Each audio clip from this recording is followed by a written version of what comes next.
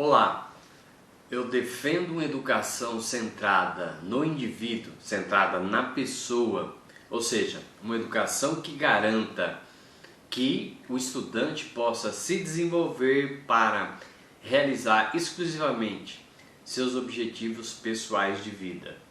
Nada além disso, nada que tenha características sociais, como é pregado pela educação que está aí, nada disso para mim faz sentido a não ser educar com um fim em si mesmo, ou seja, garantir que a pessoa possa se desenvolver para viver a sua experiência pessoal de vida. E é isso que eu quero compartilhar com você nesse vídeo, e pautado pelo meu livro que fechou uma série de 5 livros do que eu na ocasião chamei de série Educação Liberal. O livro chama-se Pedagogia Liberal. Na realidade, pedagogia liberal, eu usei o termo liberal no sentido clássico, pensando, por exemplo, no liberalismo inglês, que foi um sistema em oposição ao absolutismo, a visão de garantir que o indivíduo possa não ser atrapalhado pelo Estado, para que ele possa desenvolver a sua vida, as suas atividades, o seu trabalho, e que o Estado não atrapalhe nisso, não interfira nisso.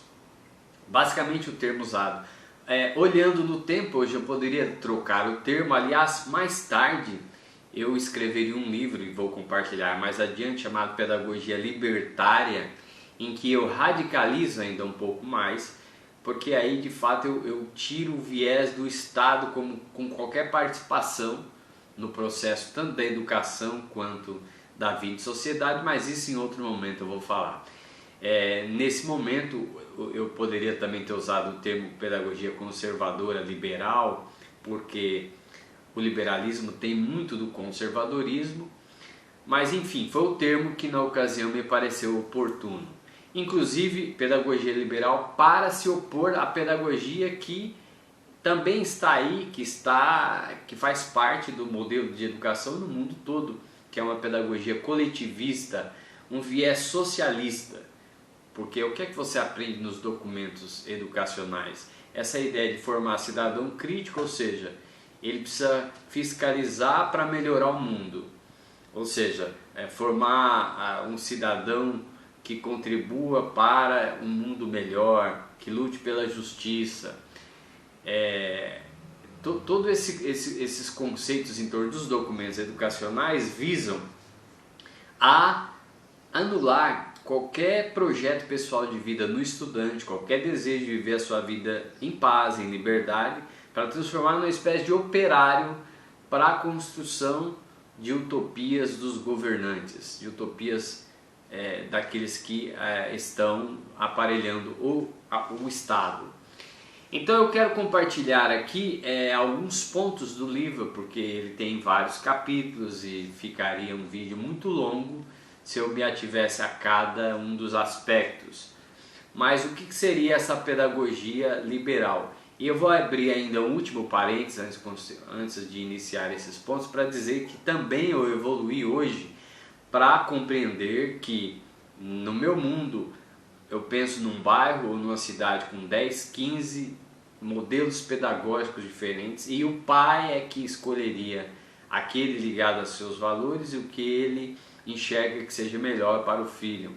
Inclusive ele poderia ir mudando de escolas e em tentativa e erro chegaria a uma escola mais próxima do que ele acha que seria viável para o filho. No meu mundo hoje eu evoluí para isso, para perceber que a forma de pacificar essa animosidade entre o MEC governado por esquerda, o MEC governado por direita, a melhor maneira é você ter essa visão, essa experiência múltipla, dividida, o que significaria tirar o Estado da fiscalização, qualquer controle, e o que significaria a privatização do ensino.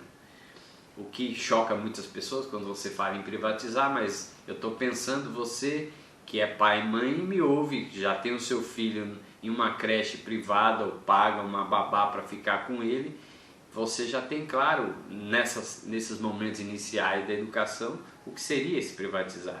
Você escolhe, você paga. A Dona Maria pode abrir a escola dela, a Dona Joana, a família Gomes, qualquer um pode abrir e criar o currículo a partir ou das demandas existentes ou daquilo que ele quer oferecer, e os pais é que avaliariam onde colocar o filho. Esse é o sentido de privatizar, é tirar do Estado. Não é o termo tão chocante como muita gente teme e acaba ficando refém de um modelo único, centralizado no Estado, causador de conflitos, como é o que nós temos hoje, que mistura valores que não agradam a maioria do povo, misturam valores ao próprio currículo e às vezes sobrepõe esses valores ao que é mais elementar, como o cálculo, a escrita, a leitura, por exemplo. Mas vamos então aqui aos pontos do livro Pedagogia Liberal. A primeira coisa que eu penso numa pedagogia em que o estudante vai ser estimulado a se autogovernar.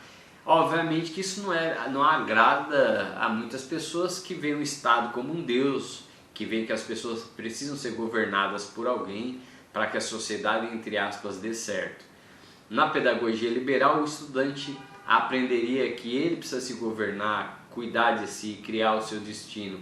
Isso elimina esse senso de transferência de responsabilidade, isso elimina toda essa psicologia vitimista que está aí, né, que diz que que as pessoas elas foram excluídas ou que elas são incapazes, que alguém tem que fazer por elas.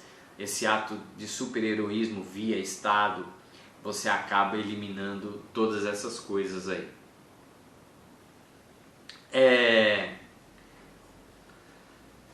E nesse sentido, um outro ponto que eu toco no livro é que eu chamo a atenção para que o discernimento ele seja colocado nesse modelo curricular como a melhor métrica para se analisar qualquer aspecto. Eu coloco isso por oposição a esse tão defendido senso crítico, que eu chamo de senso socialista marxista, que tem o objetivo de ficar enxergando injustiça em tudo, desigualdade em tudo, opressão em tudo, exploração em tudo, trocar isso pelo discernimento, que é uma das teclas na qual eu mais bato, que o discernimento é um guia pessoal, intransferível, que só serve para cada pessoa, que é uma luz pessoal, que eu digo, né? Que ela faz a pessoa enxergar a realidade da maneira como a realidade se apresenta para ela, que esse é o melhor mecanismo para a pessoa caminhar pela vida seguro, sem ansiedade e capacitado a tomar as melhores decisões para a sua vida. Isso é defendido então aqui no livro Pedagogia Liberal. Outra coisa que é defendida é a questão dos estímulos aos instintos de preservação, de autoconservação, de sobrevivência, ou como no mínimo é estimulado para que isso não seja anulado ou destruído. Veja, na educação atual, os alunos eles são estimulados a se desvalorizarem, a descuidarem de si, a deixarem de se proteger. Note que chegam para os alunos visões, essa visão vitimista que chega para os alunos, provoca na sua mente uma aceitação de que ele pode ser agredido, podem fazer coisas ruins contra ele, contanto que quem faça isso tem uma historinha bonita para contar de que foi vítima de alguma coisa.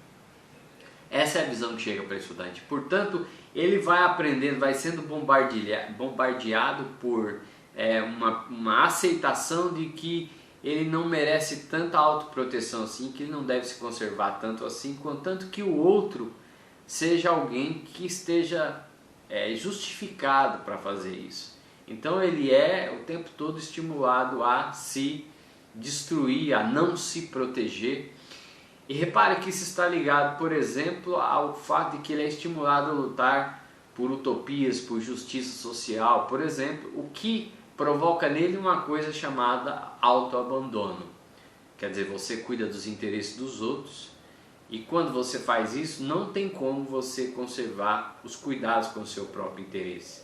Não há como você passar um dia todo fora cuidando das pessoas, cuidando do mundo inteiro e conseguir manter as suas contas pagas, o seu quarto organizado, a sua vida em dias. Uma coisa anula a outra. E é isso que chega para o estudante.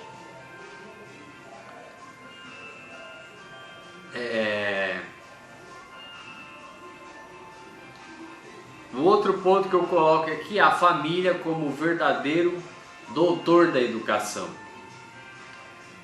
O verdadeiro ministro doutor da educação. A educação atual, ela mais ou menos diminuiu o papel da família, o valor da família. É uma educação neo-espartana que se apropriou dos estudantes.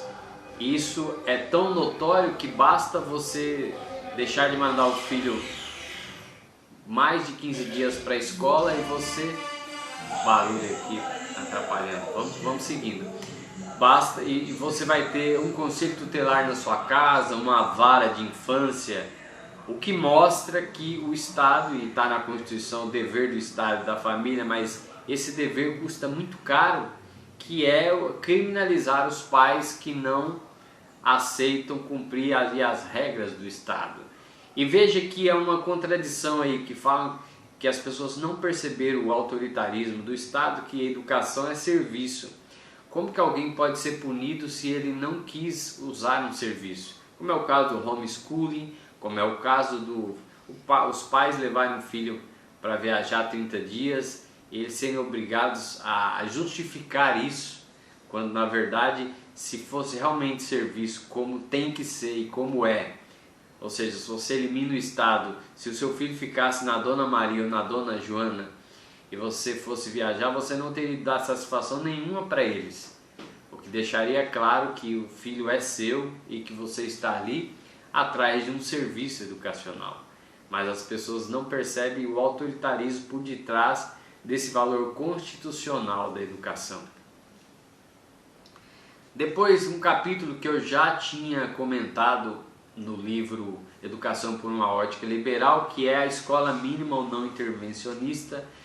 Aqui também eu evoluí para entender que pode ser que para muitos valores sejam importantes na escola e por isso uma escola, uma educação livre do Estado, com 10, 15 modelos diferentes numa cidade, eu consinto que possa haver escola com valores até que não sejam os meus, e claro que eu não vou pôr o meu filho ali, e claro que eu não vou trabalhar ali, mas eu consinto que isso precisa existir para atender interesse de outras pessoas.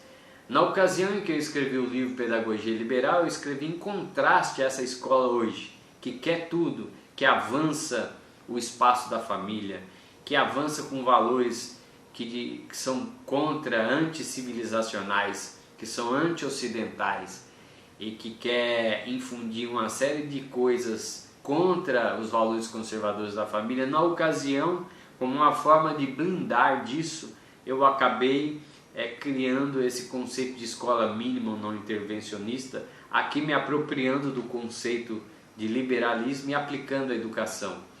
Portanto, uma educação que não avance a mais do que aquilo que seria o seu papel, que seriam as aulas de cálculo, matemática e ciências e por aí afora.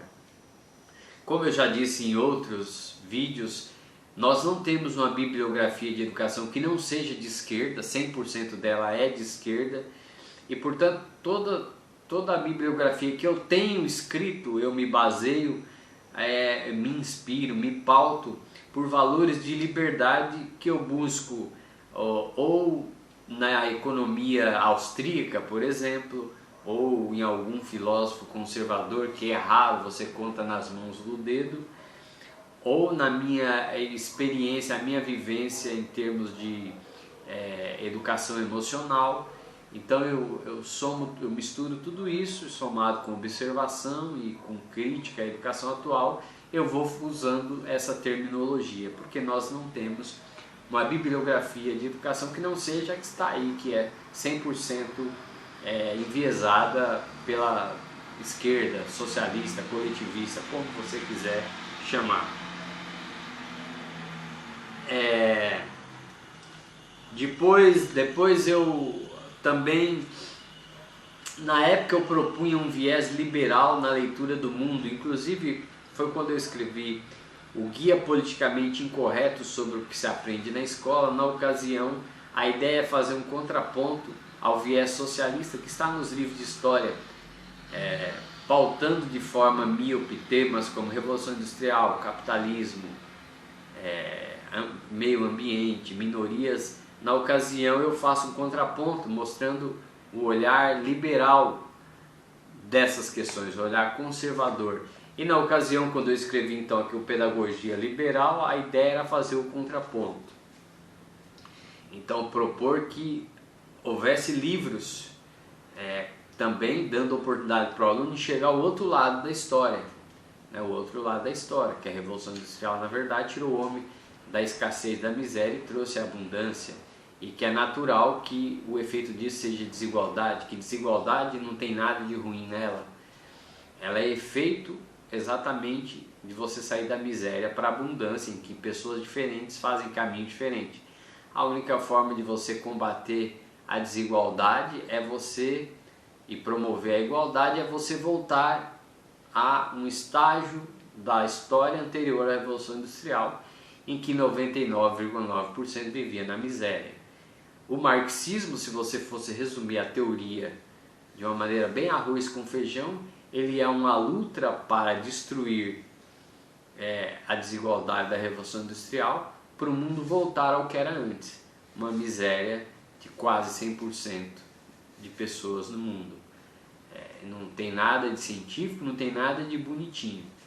A visão é essa, lutar contra a desigualdade portanto, garantir a igualdade anterior à Revolução Industrial, miséria e escassez para 99% das pessoas. Também aqui no Pedagogia Liberal eu proponho um currículo pragmático, uma outra maneira de blindar as pessoas dos valores, blindar as pessoas de valores que destroem a sua natureza, os seus objetivos, os valores da família, um currículo que focasse nas questões técnicas. Também eu coloquei isso na época. Que mais? Uma educação para os direitos naturais.